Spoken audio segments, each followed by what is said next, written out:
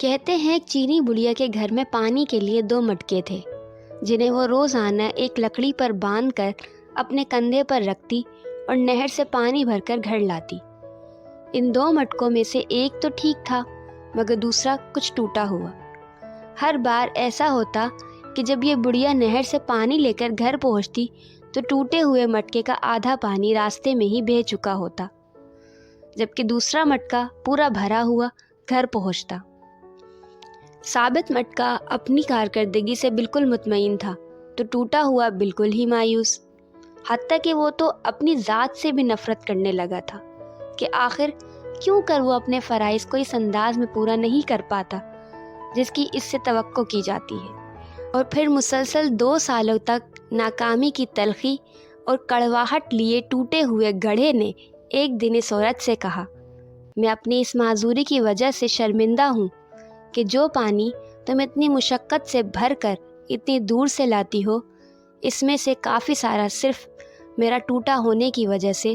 گھر پہنچتے پہنچتے راستے میں ہی گر جاتا ہے۔ گڑھے کی یہ بات سن کر بڑھیا ہنس دی اور کہا، کیا تم نے ان سالوں میں یہ نہیں دیکھا کہ میں جس طرف سے تم کو اٹھا کر لاتی ہوں ادھر تو پھولوں کے پودے ہی پودے لگے ہوئے ہیں، جبکہ دوسری طرف کچھ بھی نہیں اگا ہوا۔ مجھے اس پانی کا پورا پتہ ہے جو تمہارا ٹوٹا ہوا ہونے کی وجہ سے گرتا ہے،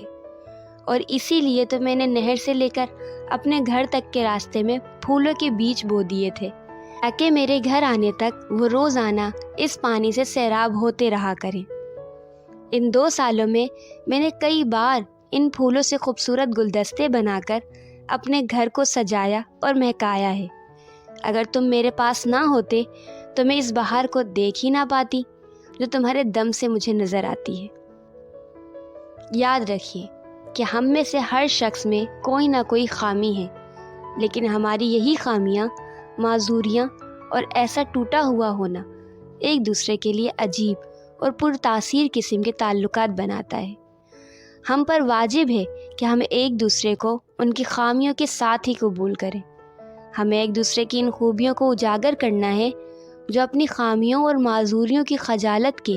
بوجھ میں دب کر نہیں دکھا پاتے۔ معذور بھی معاشرے کا حصہ ہوتے ہیں اور اپنی معذوری کے ساتھ ہی اس معاشرے کے لیے مفید کردار ادا کر سکتے ہیں۔